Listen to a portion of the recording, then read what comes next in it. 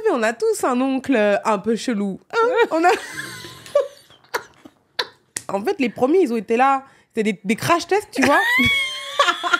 Tu as le poids de toute une famille et leurs ancêtres sur les épaules.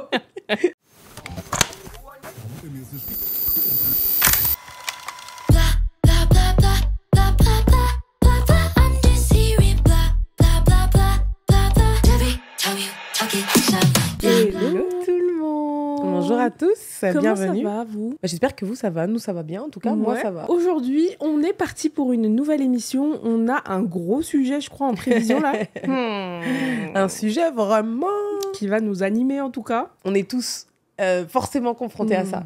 C'est la clair. famille. Et oui, et même la charge mentale. La charge mentale que peut représenter, en tout cas, la famille. Déjà, juste pour vous donner un petit peu de contexte, pour ceux qui ne nous connaissent pas et qui nous rejoignent par hasard sur cet épisode, ici, avec So et Sam, donc Sophia et Samia, on aborde plein de sujets qui touchent à la féminité, à la parentalité, à la vie de femme aujourd'hui. Qu'est-ce que c'est que être une femme dans le monde actuel? En société. Voilà, avec les défis que ça peut représenter. Donc, on a des sujets qui sont divers et variés. On parle de sujets qui sont très légers, parfois très profonds. Et c'est les discussions qui nous animent de base, puisque nous, ça fait une dizaine d'années qu'on est amis maintenant. Et on avait décidé de porter ces discussions qui sont parfois existentielles sous le format aujourd'hui de podcast. Donc, si vous nous rejoignez, bienvenue. Comment est-ce qu'on peut aborder ce sujet? Parce que c'est vrai qu'en fait, il y a plein... Enfin, il pourrait être abordé sous 1 milliard d'angles différents. Et je pense que surtout, au-delà de la famille, il y a un héritage culturel, en fait. Il y a un pendant culturel qui pèse sur chaque génération. Et moi, je m'en suis rendu compte, là, il y a pas très longtemps, surtout avec ce qui se passe en ce moment en Martinique. Avec les événements qui remuent un petit peu l'actualité. Vous en avez peut-être entendu parler ou pas, mais en tout cas, il y a des révoltes populaires contre le mouvement de la vie chère. Et j'ai de la famille, moi, personnellement, qui vient de Martinique. Donc, voilà, on est plus ou moins affectés à différentes échelles.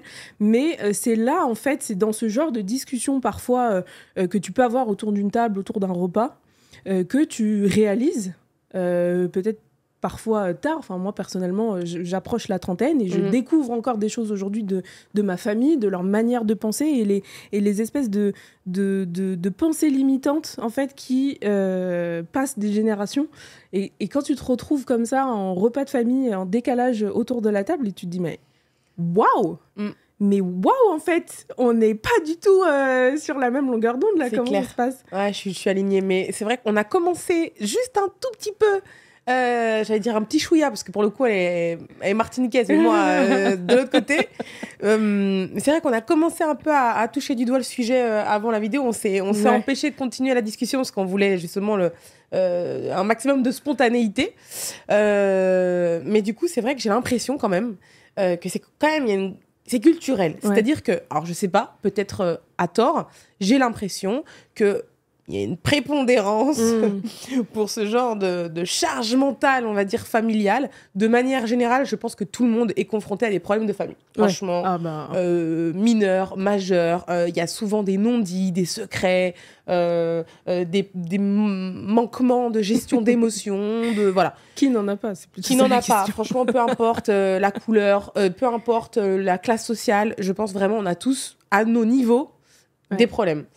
Mais j'avoue que j'ai l'impression que culturellement parlant, les familles avec, on va dire plutôt afro-caribéennes ou africaines, nord-africaines, on a, parce qu'en plus des problèmes familiaux de manière générale, on a des gros problèmes de communication.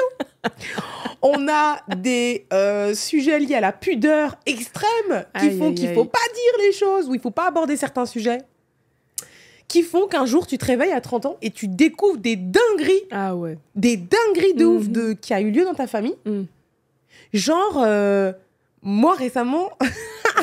Waouh, je trouve que dans ces podcasts, je me Attends, mais même moi, j'ai les yeux écarquillés. Qu'est-ce que tu vas dire, en fait? Non, tranquille. Mais vous savez, on a tous un oncle un peu chelou. Hein? On a...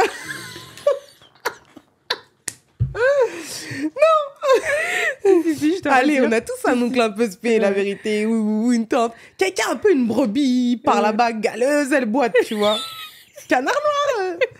Allez, vas-y, on a tous un membre de la famille bizarre, là. On sait pas trop, tante Suzette ou... Moi, c'était Badi, voilà, la vérité, c'est... Et en fait, toi, tu grandis. Le gars ou la nana, il est bizarre. Bah, il est bizarre, mais on connaît, c'est la tantine bizarre ou le tonton bizarre, tu vois. Il a un peu serré un jour dans sa tête, il est comme ça. Mais on t'a jamais donné de sens de pourquoi. Il est là, il est comme ça, quoi. T'as grandi avec. Il fait partie du décor, carrément. Et un jour, tu apprends son histoire. Et là, tu te rends compte qu'en fait, bah, cet individu, cette tantine ou ce tonton-là, mais en fait, il a eu des traumas de ouf dans sa vie. Il a vécu des choses qui ont fait que potentiellement, il y a eu un impact majeur sur sa santé mentale, tu vois, et qui font que derrière, bah, ça a été un peu une chute libre, tu vois. Et toi, tu connais la chute aux enfers. Et toi, à l'âge adulte, tu découvres des éléments dont on t'a jamais parlé, et tu dis, ah ouais, ok. Donc en fait, la tantine ou le tonton dont je me moquais, en vrai de vrai, miskin. Tu sais, il a vécu des trucs de ouf. Et en fait, parce que c'est vrai qu'en tout cas, moi, dans ma famille, donc moi, je suis maghrébine, c'est vrai qu'il y a la communication, c'est pas inné. C'est, de manière générale, chez nous, c'est pas inné. Quand on a quelque chose à se dire, vous savez, on connaît les préjugés, mais la vérité, c'est la vérité. On a envie de se dire quelque chose, on crie. Regarde, ma main, là, elle bouge toute seule. C'est même pas moi qui décide. Et on a des trucs de communication qui sont compliqués. On a des relations conflictuelles. Il y a beaucoup de non-dits, beaucoup de secrets. Parce qu'il y a aussi quelque chose... Bah forcément, il y a... Alors, lié à la pudeur... Il y a des aspects religieux ou spirituels qui viennent se mettre en travers. Donc, forcément, le péché des uns, tu vas pas forcément le radoter ou le répéter. Donc, ça fait vite des secrets ou des non-dits. Sauf qu'en fait, les années passent, les générations passent. Et un jour, tu sais pas du tout ce qui s'est passé dans ta famille, tu vois. Genre, un arbre généalogique, chez nous, c'est pas... Je sais même pas comment, la vérité, je sais pas où je vais chercher. Mais c'est des arbres généalogiques, souvent, qui sont très feuillus. C'est, branches, feuilles, carrément, ça fait des petits arbres. Tu savais même pas. C'est fou. Et alors, bizarrement, moi, j'ai remarqué, c'est toujours quand il y a un peu un drame aussi familial. C'est vrai. Que, tu vois, c'est jamais dans les moments légers, tu vois, dans pas de famille, qu'on dit, en fait... Non, jamais. C'est toujours dans les moments de drame comme ça que tu apprends des trucs. Mais en fait, au-delà de la famille et de ce que ça représente, je pense que la thématique qu'on voulait un peu plus aborder ce soir, c'est notre position à nous. Alors, on va prendre nos exemples personnels, puisque c'est notre podcast qu'on fait son vœu, quand même. C'est nos exemples à nous où on sort un peu du lot familial, quelque peu du lot.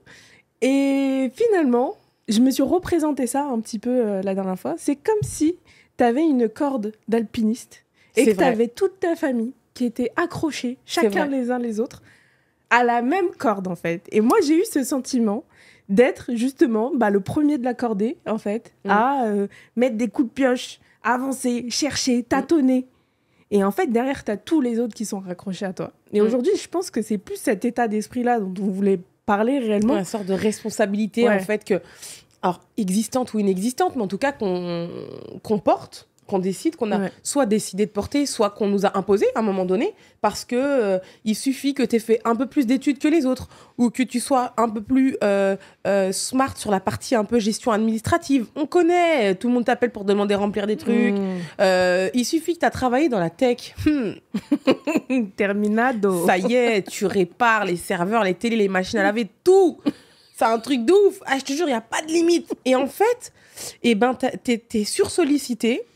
Il suffit que tu essayes de t'en sortir un peu et donc que tu connais, tu as un peu plus, on va dire, de culture de manière générale, que tu t'en sors un peu mieux sur le plan administratif.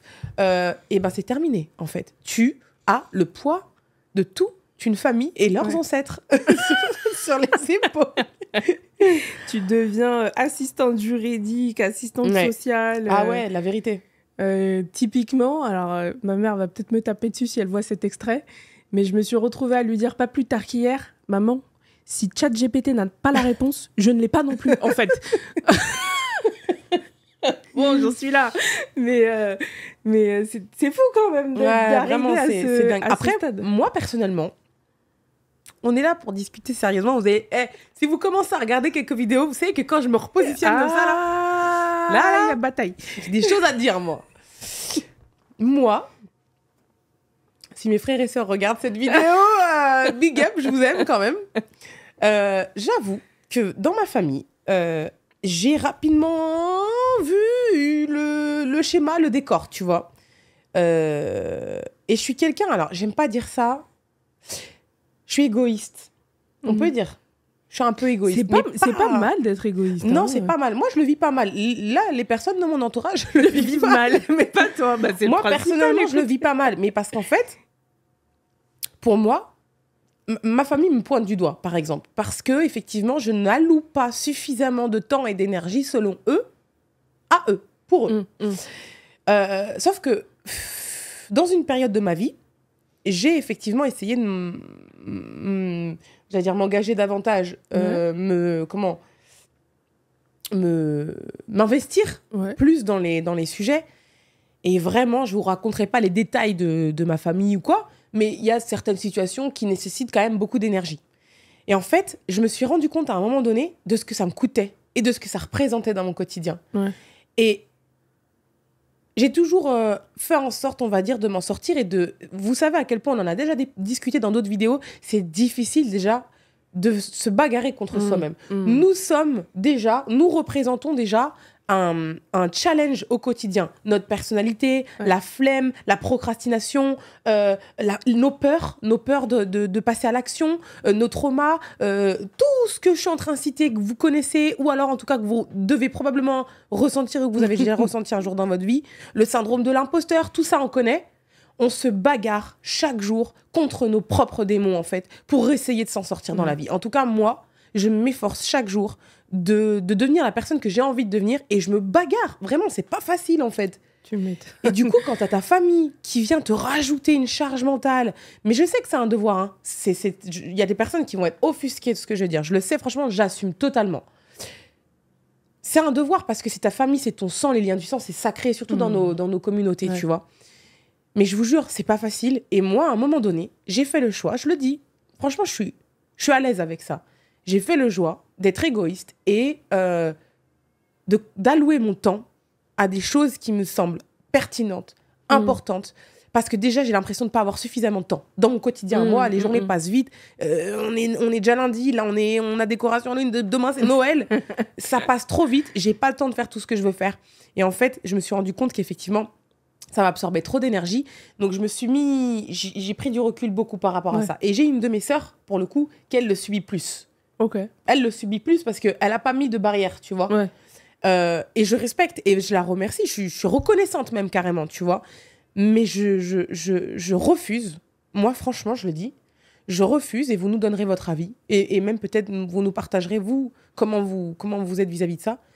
Je refuse, moi, de donner mon énergie et mon temps à outrance, parce qu'attention, hein, je reste présente pour ma famille, les personnes qui ont besoin que je les écoute, etc. Mais j'essaye vraiment de faire la part des choses. Et ça, c'est hyper important, parce que sinon, tu te rends pas compte, tu tombes dans un puits sans fin, et limite, tu absorbes les émotions, le stress, l'angoisse de tes frères et sœurs, tu vois, ou parents.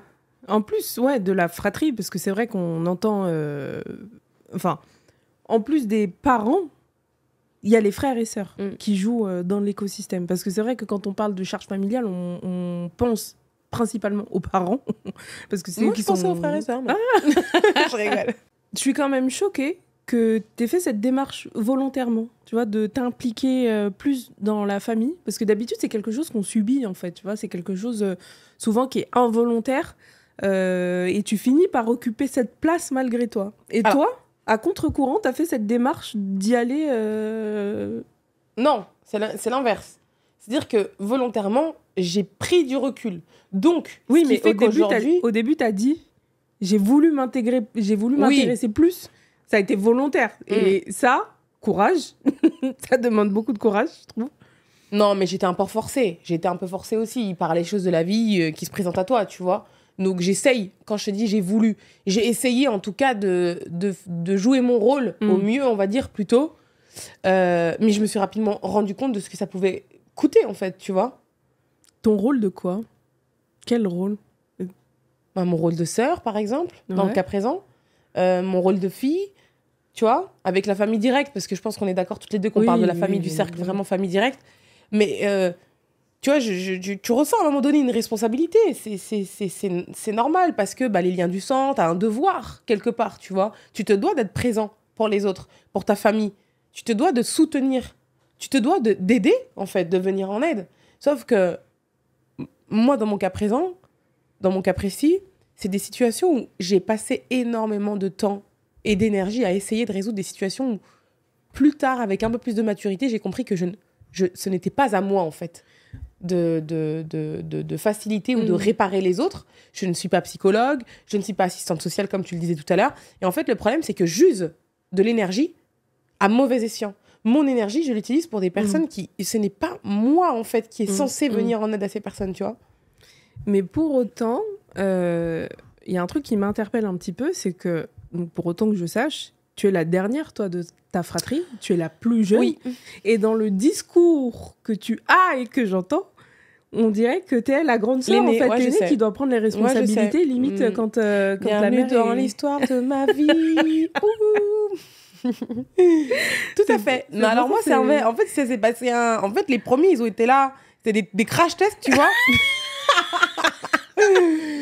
Ils étaient là, ils sont partis en freestyle. Et moi, je suis arrivée et j'ai vu tout ça. J'ai vu la Hesse. T'es la V4. Je me suis dit, ah ouais, moi, j'ai pas envie d'aller là-bas. Hein. Du coup, j'ai commencé à vouloir faire mon chemin, justement. Pas... J'ai appris de mes aînés. Hein. Ouais. J'ai voulu éviter certaines erreurs, etc., qui ont fait, grâce à Dieu, que, tu vois, j'ai essayé de m'en sortir, en tout cas, comme j'ai pu. Mais le problème, c'est que ça, tout de suite, ça t'étiquette. Boum. Ok. Maturité émotionnelle. En plus, nous, on a ce truc, on a parlé plusieurs fois, mais nous, on a ce truc qui est différent de nos familles, où on nage à contre-courant, où c'est vrai qu'on est très orienté vers un peu le développement personnel, la psychologie, la gestion des émotions, l'émancipation, l'indépendance, la partie financière, etc. C'est vrai qu'on est sur ces sujets-là, on est un peu independent woman, tu vois. Mais parce qu'on a fait en sorte de...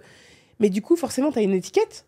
Tu parais, auprès de ta famille, tu parais responsable, tu parais posé. Tu vois, ils voient que tu as cette facilité de communication. Moi, je sais que ma famille me le dit. Typiquement, ils me l'ont déjà dit.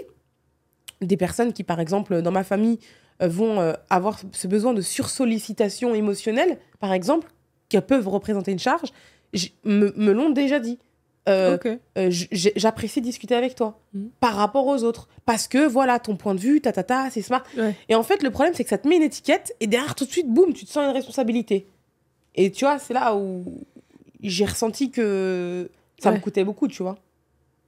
Et comment tu penses que tu vas le vivre sur les prochaines années en gagnant encore plus en maturité, encore plus d'expérience de la vie? Est-ce que tu penses que c'est quelque chose justement sur lequel tu vas continuer à garder du recul? Ou qu'il y a un moment donné, tu vas retomber dedans, en fait, malgré tout ça? C'est des sujets sombres que tu touches du doigt. Eh ben, je sais pas. Très honnêtement, pour le coup, j'essaie d'anticiper un maximum de choses dans ma vie. Comme tu me connais. On essaie d'être dans l'organisation par ici. Mais ça, c'est un sujet vraiment sur lequel je partitionne au jour le jour. Ok. Je ne sais pas de quoi demain est fait parce que forcément, il y a une dimension d'inconnu. Il y a de l'impondérable avec la famille. Tu sais pas ce qui peut arriver demain. Tu sais pas quel peut être le besoin ou la sollicitation. Je ne sais pas comment ça évoluera. D'ailleurs, j'en parle de manière tout à fait ouverte et naturelle, mais ça ne veut pas dire que je vis bien au quotidien, le positionnement que j'ai décidé d'avoir. C'est-à-dire que j'ai une image auprès de ma famille d'égoïste, par exemple, je le disais. Je le sais, je l'assume, parce que j'ai fait le choix, mais j'ai pas dit que c'était facile. Tu vois, des fois, j'ai des reproches de ma famille. C'est pas évident, parce que eux, ils ne comprennent pas. Ils pensent que ce comportement un peu égoïste que j'ai eu ou que j'ai au quotidien face à ces situations, pour me préserver, eux, ils voient, t'en as rien à foutre de nous. Tu vois, t'es pas impliqué, tu t'en fous de nous. Et c'est pas facile au quotidien d'être confronté à ça ou de devoir les affronter, tu vois. Mais par contre, je pense que je vais être confrontée à ça de plus en plus. Parce que forcément, les parents vieillissent. Donc, la famille, frères et sœurs directs, on est confrontés à peut-être être plus en relation ou devoir se soutenir davantage. Donc, je pense que au fur et à mesure des années, ça risque de se compliquer davantage, mes relations. Ouais, c'est pas évident. Hein. C'est pas évident d'avoir cette position de responsabilité familiale, que tu le veuilles ou non d'ailleurs, que ce soit un choix conscient ou malgré toi. C'est pas évident. Et en plus, j'ai le bon exemple. Ça m'est arrivé, moi, cette année, cette prise de conscience. Et en fait, ma maman a eu des problèmes de santé. Et je me suis dit, le jour où je l'ai vue à l'hôpital, je me suis dit, imagine là, elle est plus capable d'être indépendante et je dois prendre une décision, faire quelque chose déjà. Déjà prendre une décision. Parce que je suis visiblement la personne à qui on va demander A ou B s'il se passe quelque chose. La personne la plus apte, en tout cas, à gérer. Et en fait, tu réalises déjà que c'est à toi de prendre la décision. Premier niveau de prise de conscience. Et deuxième niveau de prise de conscience, nos cultures, à nous, je pense, font que on n'est pas coutumier de placer nos parents dans des comment on appelle ça, des établissements médicalisés. Nous, dans nos cultures, les personnes âgées finissent à la charge des enfants. Et je me suis dit, là, j'ai 29 ans, si je dois prendre en charge ma mère, je ne suis pas prête, en fait. Je ne suis pas prête dans ma vie, dans mon accomplissement de ma vie, de ma vie professionnelle, de tout ce que tu veux. Je ne suis pas prête. C'est vrai que ça fait partie... Alors, charge mentale. Charge mentale, on a tendance à le voir de manière négative, ce terme, parce qu'il est associé à des trucs où on fait un reproche, tu vois. Mais ça, typiquement, ça peut représenter une charge mentale. Et pour le coup, je te rejoins. Effectivement, c'est très culturel. Nous, dans nos cultures, traditions ou autres, c'est vrai que nos parents, ils restent avec nous. Moi, dans ma tête, j'ai un parent isolé, j'ai ma maman. C'est inconcevable de placer ma maman le jour où elle sera plus autonome. Aujourd'hui, elle l'est, Dieu merci. J'espère que ça durera. Mais typiquement, c'est des sujets qu'on a déjà traités avec mes frères et sœurs. Tu vois ? Ça, donc moi, je suis la dernière d'une fratrie de 4 frères et sœurs. On a déjà, de manière très ouverte et transparente, discuté de ça ensemble de ces sujets. Et on sait déjà globalement un peu comment ça se profile, tu vois. Et pour le coup, tu vois, tu disais, je suis la dernière de ma famille. C'est bizarre, parce qu'en général, c'est plutôt l'aîné qui a ses responsabilités. Bah là, pour le coup, c'est pas le cas. Là, la responsabilité, elle va être soit sur ma sœur, comment on l'appelle, qui est au milieu, la cadette, soit moi, qui suis la dernière. Tu vois, pour le coup, c'est vrai que c'est pas forcément logique, mais c'est clairement comme ça que ça se profile. Mais après, je suis heureuse de ça. C'est-à-dire que moi, aujourd'hui, sans vous dévoiler les détails de mes projets et de ma vie, typiquement, actuellement, on va dire que je suis dans des projets un peu IMO, etc. C'est un élément, c'est un critère dans mes recherches, dans mes projets IMO. Faut que j'anticipe déjà que à terme, ma maman potentiellement pourra nous rejoindre, et donc il faut que le projet soit cohérent et coïncide avec ça, typiquement. Et ben, je vis bien, hein, mais et ben l'inverse, moi ça m'a mis de la pression dans ce sens-là, en me disant aujourd'hui j'ai 29 ans, s'il devait arriver quelque chose, c'est pas prêt, le plan est pas prêt en fait, tu vois. Et du coup je me suis dit, il faut que je redouble d'efforts dans assurer cette partie-là. Je parle même pas d'assurer la sécurité financière de mes enfants, là, on est d'accord. Je parle d'assurer du fait d'être en capacité de recevoir à terme un parent, tu vois. Et donc ça m'a pressurisée dans ce sens, en me disant ok, maintenant, aujourd'hui, et c'est en ça que j'ai essayé de prendre un peu plus de recul aussi. J'ai vécu un peu la même situation de ma famille globalement, et principalement de la principale intéressée, en me disant ok, là il faut que je me focalise justement à sécuriser cette partie-là pour être sûre d'avoir l'espace mental, d'accueillir la charge mentale le jour où elle va arriver. Globalement, c'était la prise de conscience. Ta maman, elle est plus jeune que la mienne. Donc, effectivement, le récent événement est venu bousculer, t'a forcé, t'a mis un peu face à la réalité. Ouais. Alors que moi, ma mère est plus âgée, vu que je suis la dernière. Donc moi, c'est des choses... J'ai grandi déjà avec cette idée en tête, tu vois. Oui. C'était logique. T'es juste sur des niveaux de probabilité un peu plus importants, mais ça peut arriver à tout moment, en fait. Comme quoi, ça a été la preuve, justement, un accident de la vie ou quoi, ou qu'est-ce, en fait. Et on va pas demander... Alors moi, je suis l'aînée de ma fratrie. J'ai 2 frères qui ont actuellement la vingtaine. C'est pas à eux... C'est sûrement pas à eux qu'on va demander quoi que On a dit qu'on s'attaquait à personne, Non, mais quand même, c'est pas des choses, je pense, à leur âge qui leur traversent l'esprit, en fait. Donc, moi, j'ai eu cette prise de conscience-là. Et cette année, ça a été un espèce d'accord tacite, par exemple, avec ma mère, qu'il peut se passer plusieurs semaines sans qu'on ait d'échanges directs. Par contre, elle sait qu'effectivement, le jour où j'ai besoin d'elle, je fais appel parce que j'ai vraiment besoin et elle vient. Alors, c'est principalement pour faire de la garde d'enfants, d'accord, je le dis. Mais pareil, elle m'a dit, moi, tout ce que j'ai à vous offrir, c'est mon temps. Je peux pas vous supporter financièrement, je peux pas faire ceci, je peux pas faire cela. Tout ce que j'ai à vous offrir, c'est mon temps. Et je pense qu'à l'inverse, ce sera pareil aussi. Tout ce que j'aurai à lui offrir, bien sûr.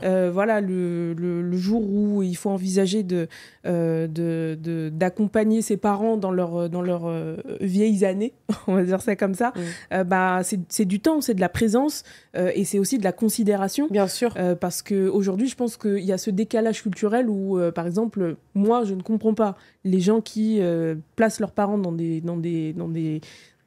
La plupart des gens, pas tous, d'accord ? Je sais qu'effectivement, il y a des gens qui sont obligés aussi de prendre ces décisions parce que tout simplement, ils peuvent pas... Assistance médicale ou autre. Ouais.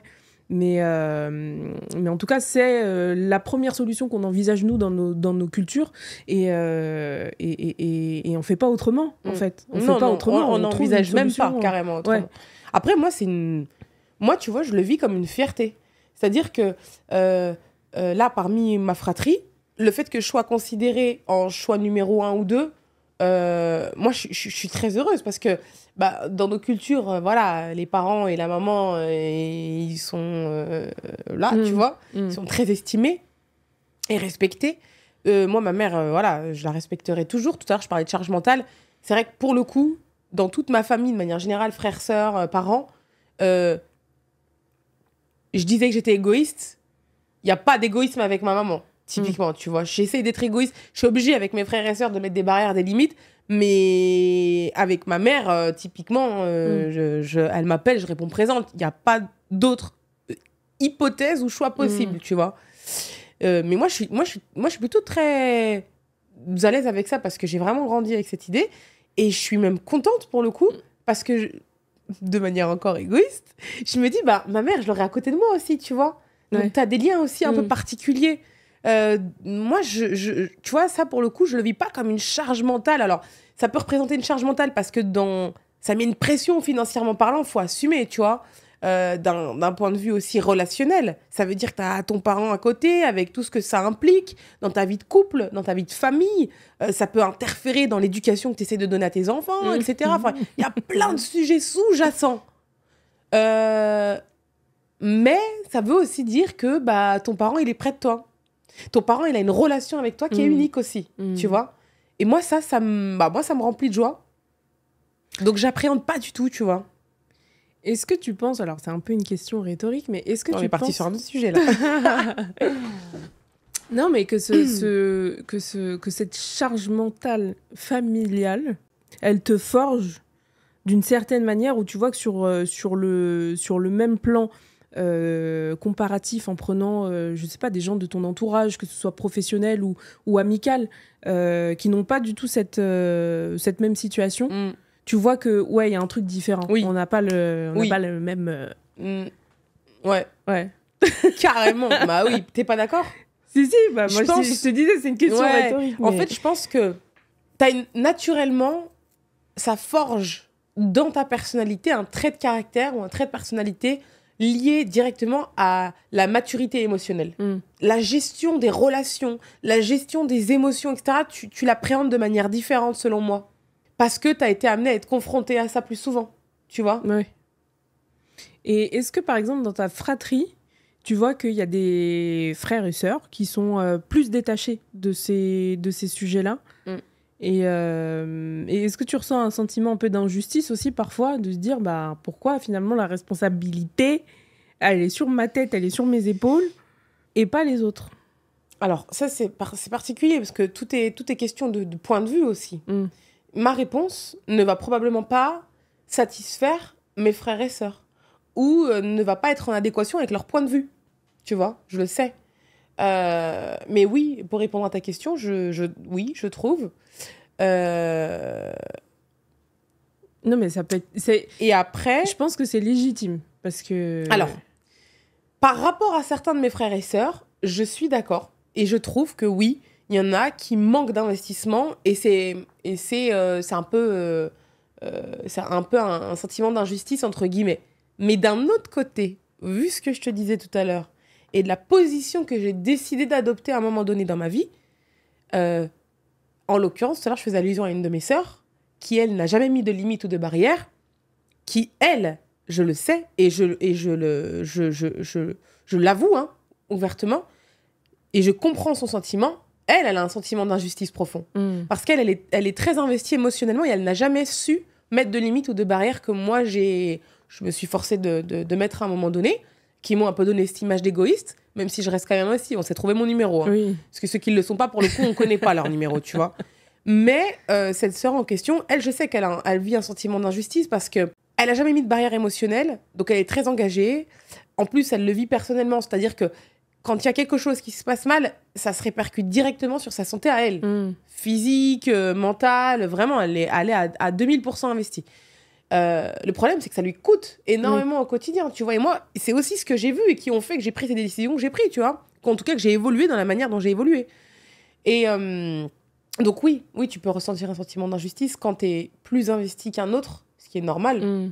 Et tu te dis, normalement, l'idéal, le schéma idéal, on est 4, en cas, allez, on se divise en 4. Tous les 4... émotionnellement disponible, disposé, intellectuellement capable, tu vois. Et justement, du coup, puisque en tout cas, tu fais partie de l'une des personnes de ta fratrie qui a le plus de responsabilités, est-ce que c'est pas une responsabilité finalement que de répartir en fait la charge mentale j'allais dire à part égale, mais... Ça marche pas, ça.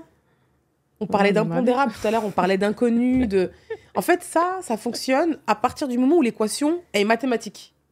Tu pars d'un principe qu'on est 4 personnes, on divise en 4 la tâche. À partir du moment où on est tous sur un même équilibre de compétences, d'investissement ou de possibilités, qu'elles soient financières, émotionnelles ou autres. Et là, vient la réalité. Nous ne sommes pas tous sur une égalité de possibilités, en fait, d'investissement. Et c'est là, dans les familles et dans la plupart des schémas familiaux où il y a des personnes qui sont plus investies que d'autres, c'est là. C'est qu'en fait, on n'est pas tous sur un même pied d'égalité de capacité émotionnelle à gérer certaines situations qui font que, naturellement, la personne qui est plus propice va absorber davantage. Il n'y a pas vraiment le choix, en fait. Ouais. Et comment on fait aujourd'hui quand il est l'heure de la transmission ? Nous, génération qui, on vient de le dire pendant 40 minutes, qu'on a subi malgré nous tout ça, comment on fait aujourd'hui si on veut transmettre ou éviter de transmettre ou éviter de reproduire ça, par exemple, avec les générations futures ? Comment on fait ? C'est quoi les plans ? Tout à l'heure, on parlait... Alors, je sais pas, je réponds et tout, on dirait, on fait un interview, je suis un professeur, je suis son père. Je ne sais pas, mais je dirais. Mais comment tu ferais, toi, si demain, du coup, tu envisages d'avoir un jour des enfants, est-ce que tu reproduirais ce même schéma familial ? Non. Je pense qu'en tant que parent, demain, si je suis amenée à être parent, dans la communication et dans l'éducation et dans la transmission des valeurs, j'éduquerai mes enfants de sorte à ce que chacun se sentent responsables à sa hauteur, de ce qu'ils représentent dans l'élément familial. j'allais dire en son tantième de propriétaire familial. C'est-à-dire qu'en fait, voilà, ils sont deux, ils se divisent en deux l'investissement émotionnel, la charge mentale. Tu vois, vraiment, on se répartit les tâches, on se facilite, on s'entraide, on se soutient.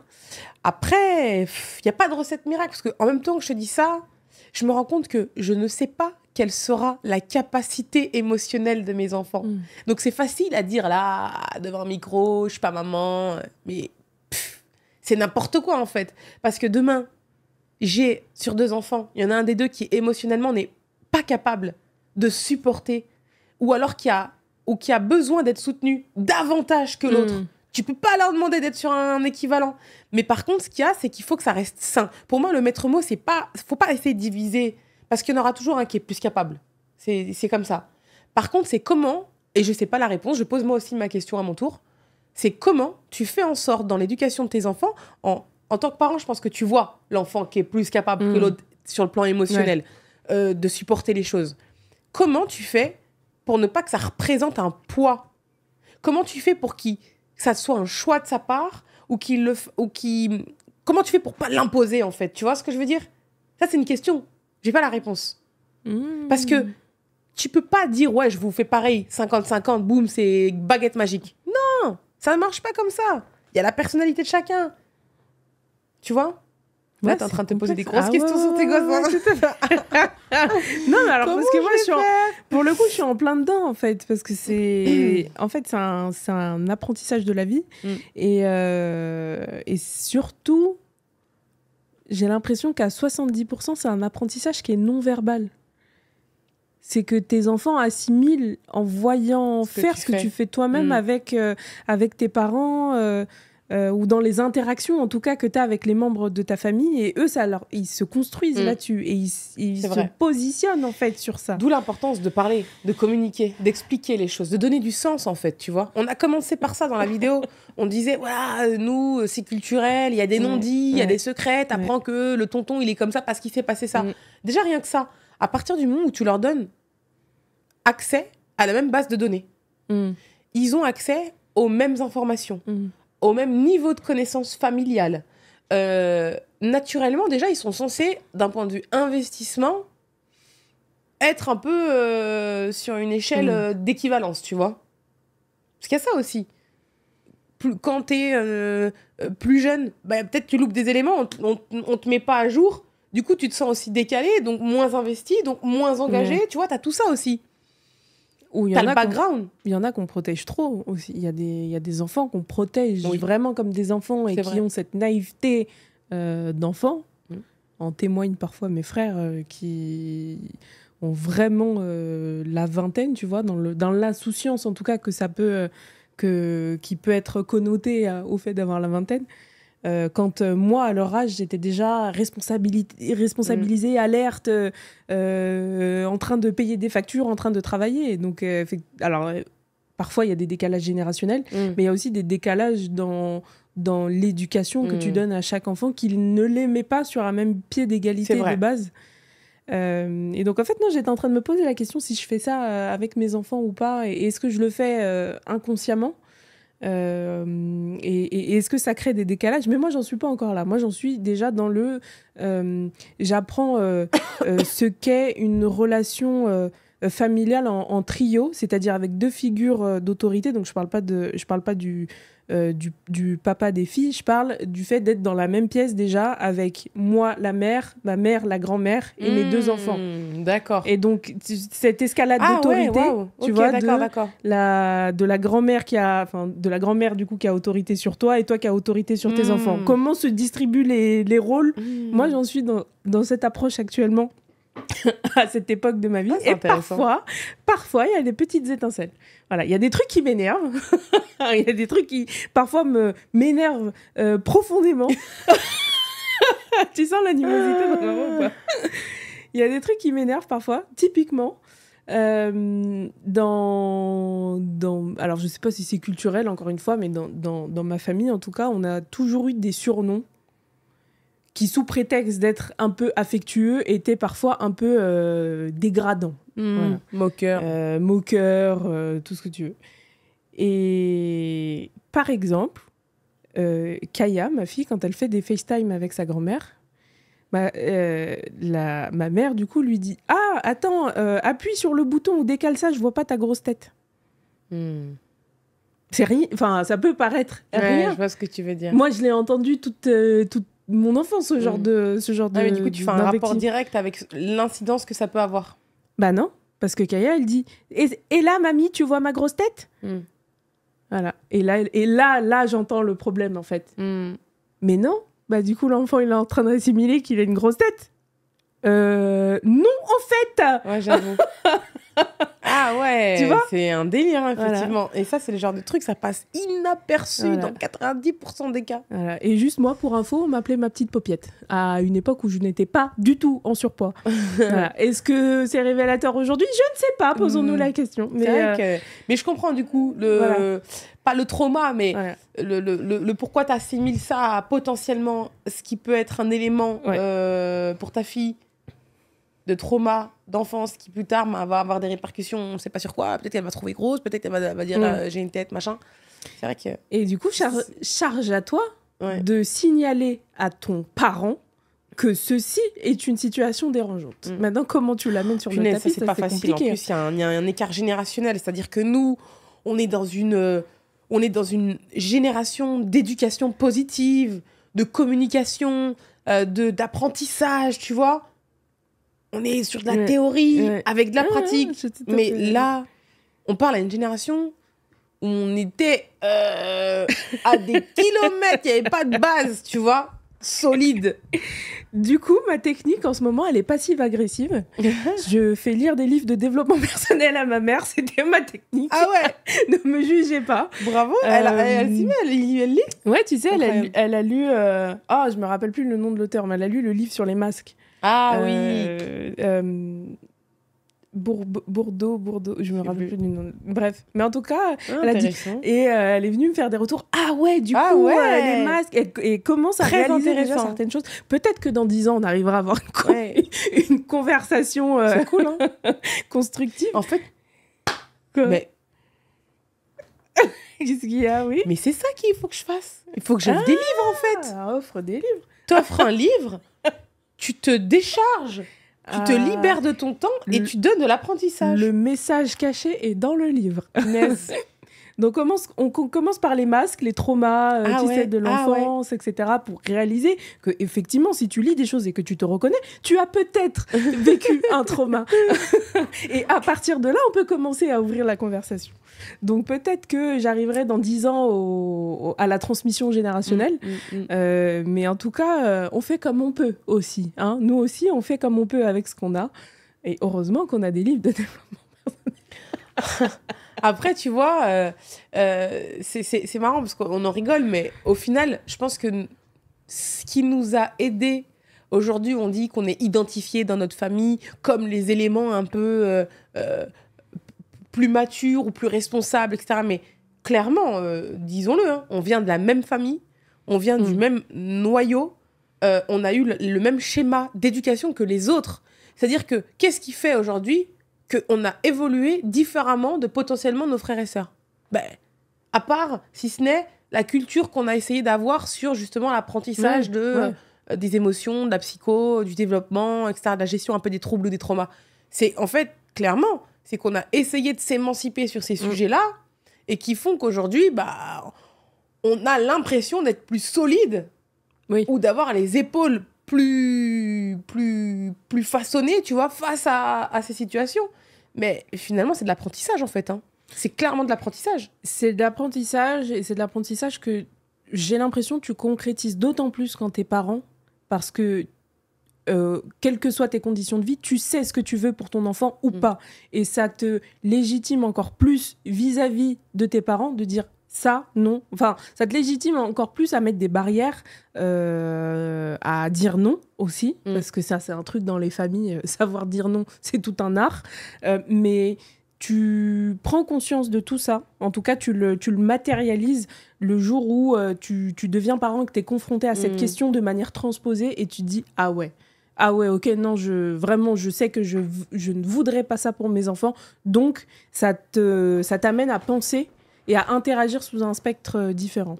Donc, c'est toujours une question qui est en frémissement sur le feu. Hein. Il y a jamais de... L'équilibre. Il n'y a jamais de moment où ça s'apaise. Il y a des moments où ça déborde, bien évidemment. Hein, mais après, il faut maîtriser la soupe. Hein, faut... Non, mais je suis d'accord. Après, je pense pas qu'il y ait de... C'est vrai que c'est un sujet qui est quand même vaste. Je pense pas qu'il y a de solution. Sinon, ce serait connu. La communication. La communication, c'est toujours... C'est fou. Hein.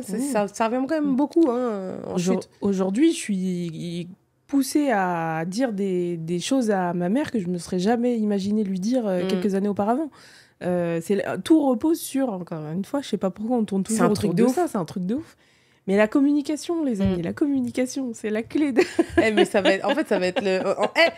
franchement, moi, je trouve qu'en quelques vidéos, il y a des choses qui se profilent là, hein. Malgré nous. Hein.